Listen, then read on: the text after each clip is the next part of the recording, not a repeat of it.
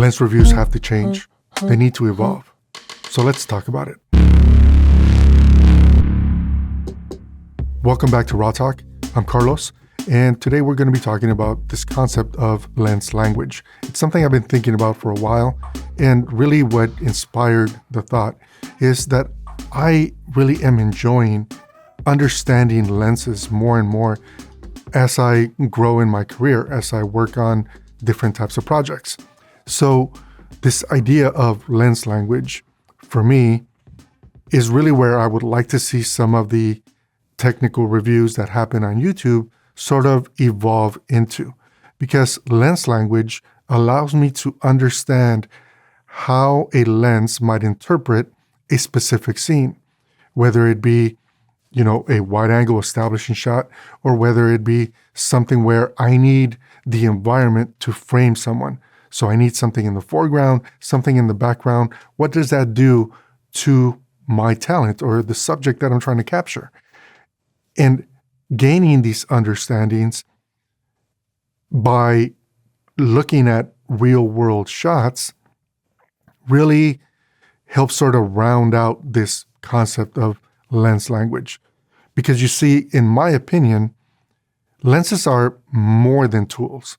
They are part of the storytelling process.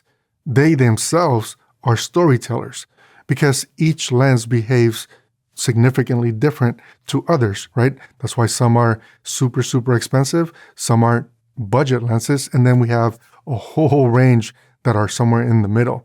But they all have their own look and feel and color and characteristics that I find fascinating. So if they're storytellers, then for us as creators, as filmmakers, as videographers, whatever you want to call yourself, the more we understand of how a lens behaves, the better choices we make when we're working on creating our own stories. So I'm going to do my best to try to describe the lens language of the Nightwalker 16mm in this video. I use the RF version, which means I put it on my Canon C70 for all the shots in this project. I shot in blue hour, and that really means that the sun had just gone right below the horizon.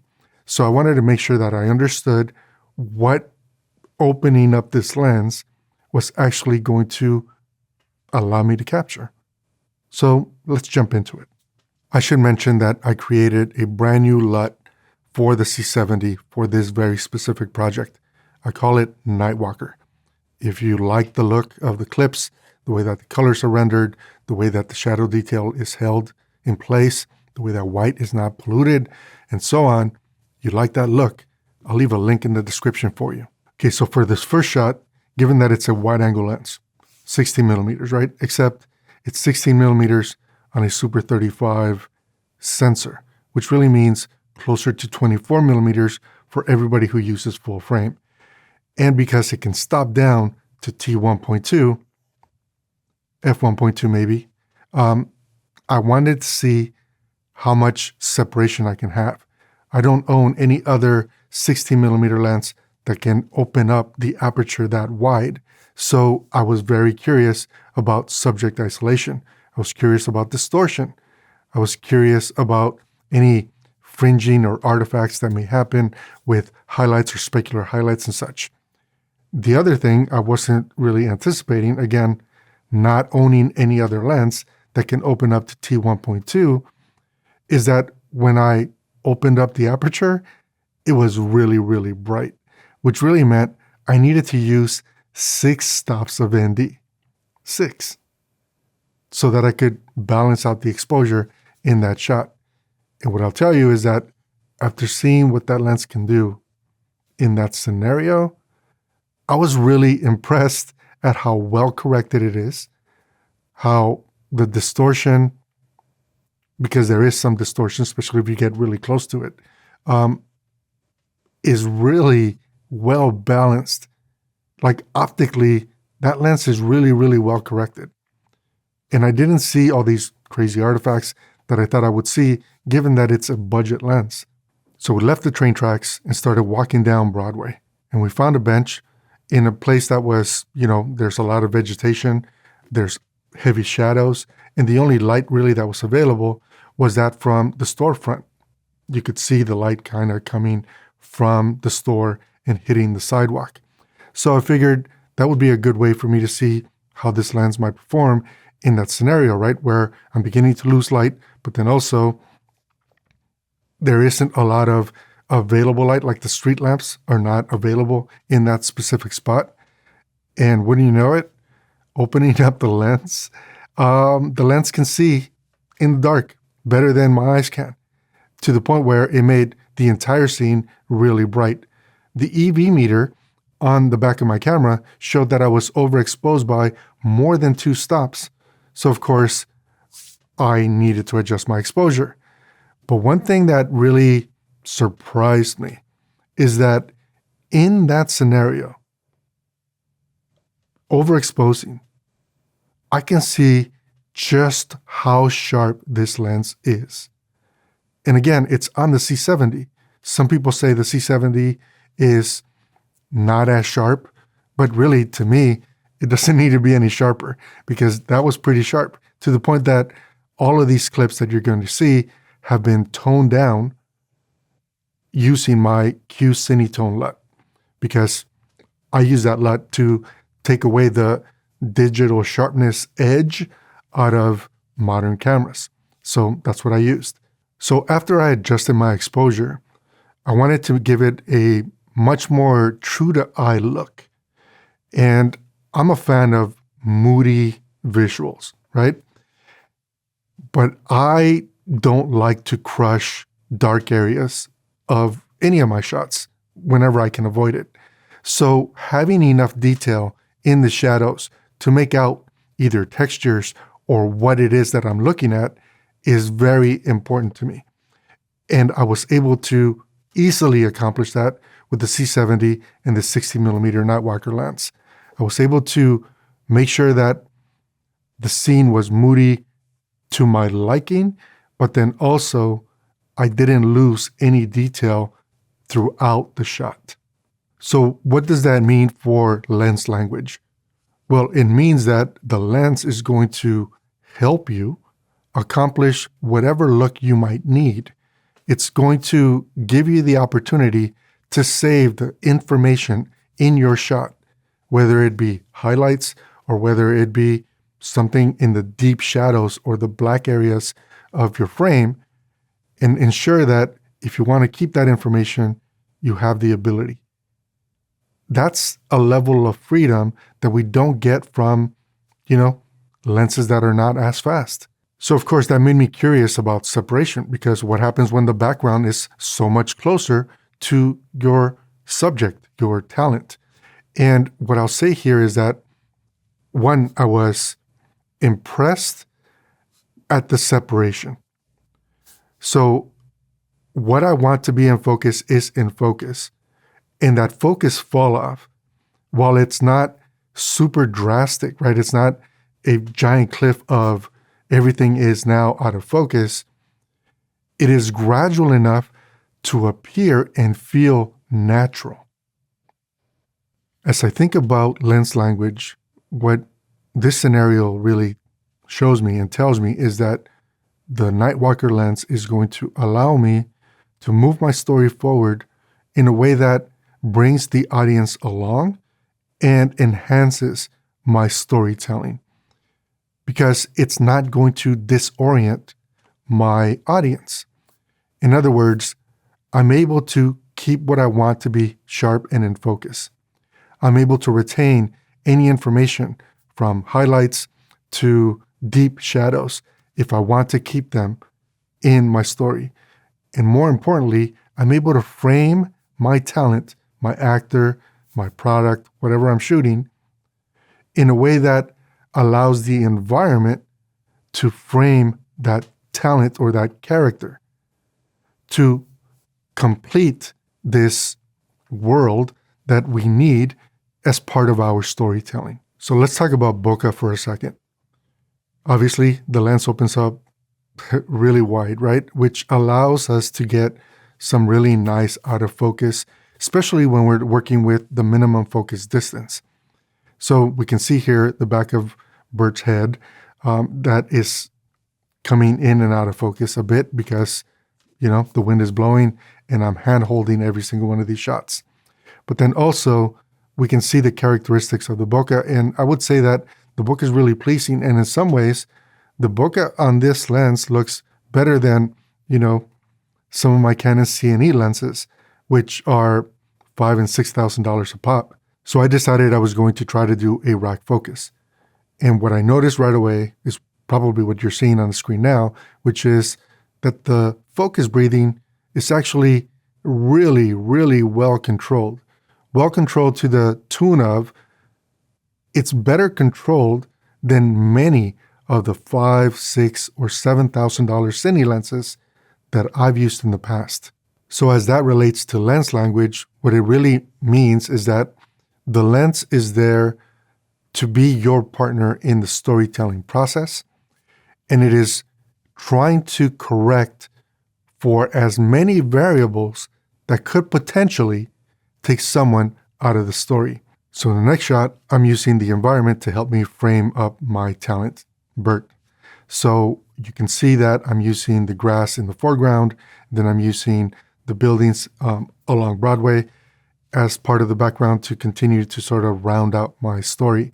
And what's most important to me is that I'm able to create separation so that, again, what I want to be in focus is how it is that I'm moving my story forward.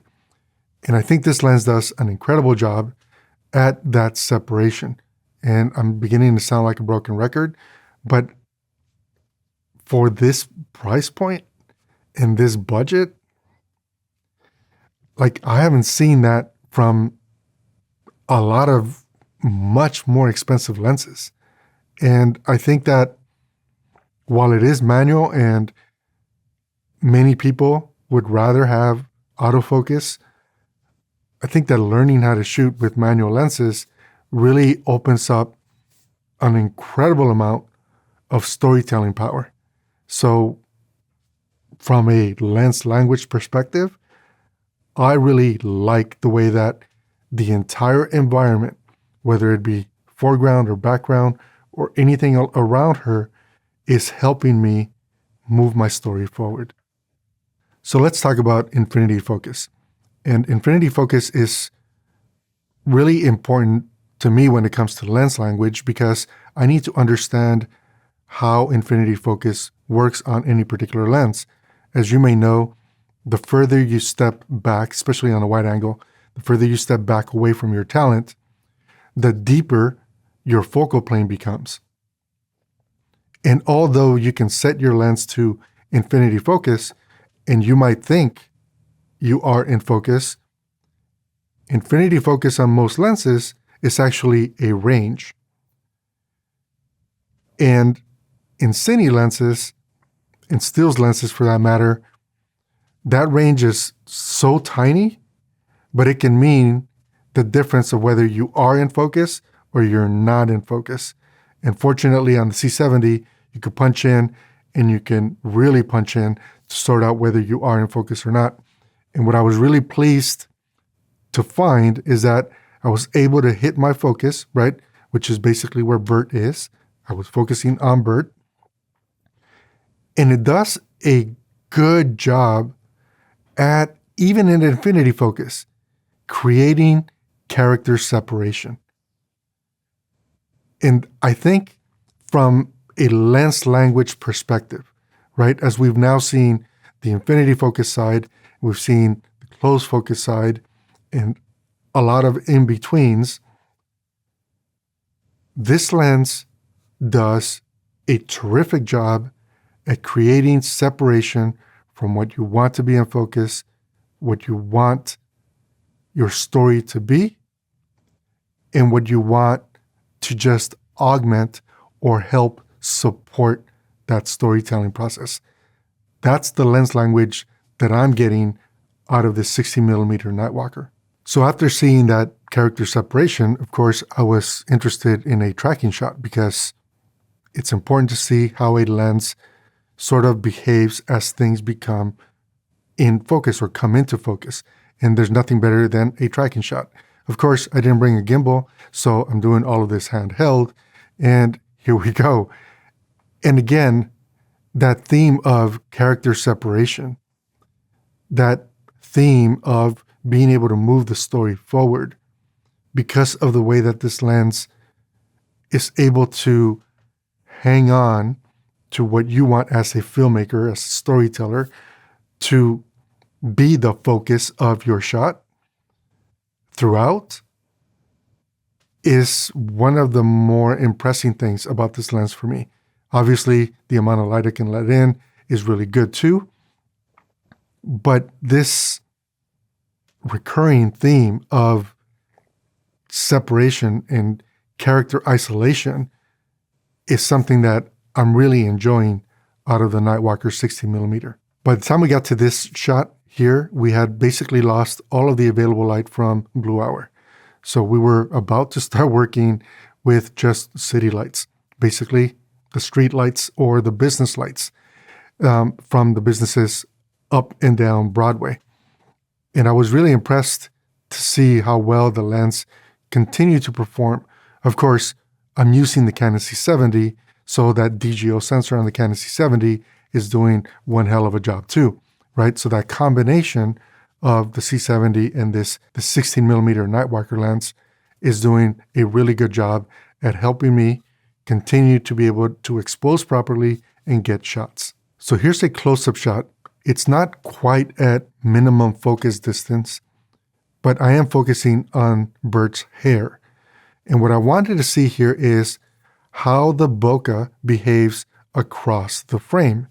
And we're able to see that here because of the lights, the string of lights that are in the background. And I'll say this, I know when people compare cine lenses and they treat them like, I don't know, stills lenses, and they begin to talk about how the bokeh has cat eye effect or how there's distortion or it's not as round off into the corners, those are things that don't bother me. Those are things that I don't personally look for to say, oh, that's a cheap lens or that's not a cheap lens. Because some of the very expensive lenses that are out there, whether they be anamorphic or spherical, they have those same characteristics. So this doesn't bother me at all. And in fact, I find it actually pleasing because that distortion that we're seeing towards the edge of frame is helping sort of create what I'm going to call a wall to push back on what you should be looking at versus why that's no longer round. And that's my takeaway from the lens language of that shot. So since we're at the end of Blue Hour and we've lost all daylight, this is a good time to sort of see how the lens could resolve a wide shot. So that's what we did here. We went ahead and got really close to infinity focus, and I wanted to see how it resolved. And as you can see here, there's a lot of detail on all of the different textures. It's doing a really good job at the whole sharpness thing. And again, this was shot on a Canon C70, and the sharpness has been toned down in post-production using the Q-Cinetone LUT. But the lens is able to resolve that scene with very little effort, of course, paired with the DGO sensor of the C70. So I was really disappointed by the time that I got to the Fargo Theater because normally the Fargo Theater, that entire sign is lit up. There are a bunch of individual light bulbs that go all across the front and underneath that create a very nice, warm, glowy look. It's a really cool look. If you guys ever are in Fargo and you get an opportunity, make sure that you go there and hopefully don't go on Monday because apparently they don't turn on the lights on Monday.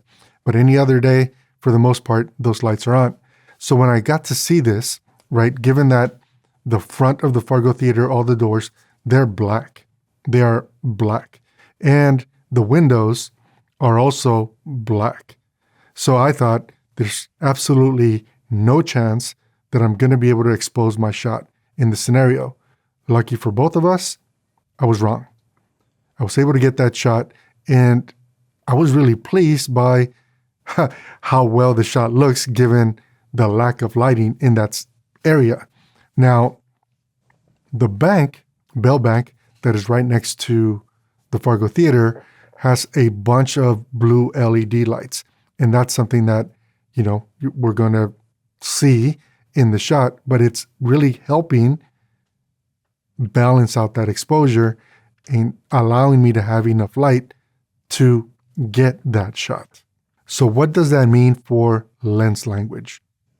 Well, what it means to me is that if I am working on an indie budget and I don't have the ability to light every single one of my scenes, this lens can really help me come a long way for very little money. So I was really excited about being able to expose that scene on the Fargo Theater. So then I decided I was going to try to see what it would do for skin tones in that scenario where I'm only using available streetlights. So I placed Bert smack in the middle of two streetlights, one in front of her and one behind her. And what that allowed me to do is to have a key light hitting her face and then also backlighting her. And you could see sort of her shadow is kind of casting onto her shirt. And again, I was really pleased with the way that this lens is able to perform. Bert's skin tone doesn't have any of the cross-contamination or pollution of the streetlights, which I'm sure you all know, don't have the highest CRI. So by this point, we are 90 minutes after sunset. So we are basically shooting in the dark. And as you can see here, the lens is still able to capture enough light, even when we don't have a storefront that is giving us the key light that we need so that I could get good exposure. So my lens language takeaway or understanding after seeing what this lens has been able to do is that this lens truly is a filmmaking partner for me. It's going to help me get out of situations that might be somewhat difficult with a lot of other lenses. And now that I've seen what the lens can do, well then, why don't I just torture test it? So I decided to shoot at 120 frames per second on the Canon C70. So of course that meant I lost even more light. So what that means is that where I was shooting at ISO 800 before and then gradually moved up to 1600, 3200, and even 6400, I now had to really push the ISO because without pushing the ISO, I was not going to get any kind of exposure and you would have seen a bunch of shadows in the shot. So I pushed it way beyond 6400, and if I remember correct, it was 12,800. And as you can see here, pushing the ISO, opening up the lens as, to its max, I'm able to still get this shot even though I'm rolling at 120 frames per second. All that to say that I guess I am absolutely impressed. So the moment of truth, what's my takeaway? Well, it's a T1.2, maybe f1.2, super fast. It's got well-corrected optics. Straight lines stay straight. Focus breathing is better controlled than many very expensive cine lenses. This 16mm is not trying to be a vintage lens because it is sharp. It is modern. It is clean. And most importantly, and something that I've complained about budget lenses in the past, is that there is no color cast. There's no skew to green or skew to magenta because it's a budget lens. It is clean. It is what you would expect, to the point that it allows you to then express exactly how you want that lens to reflect your story through color theory, because you don't have any cleanup to do. If you're interested in the Nightwalker 16mm lens, I'll leave a link in the description. I want to thank you all for sitting through this and watching with me. I really enjoy making these types of videos. So if you enjoy them, consider subscribing and don't forget to smash the like button. Until next time, I'm Carlos, and I will catch up with you guys on the next video. Take care.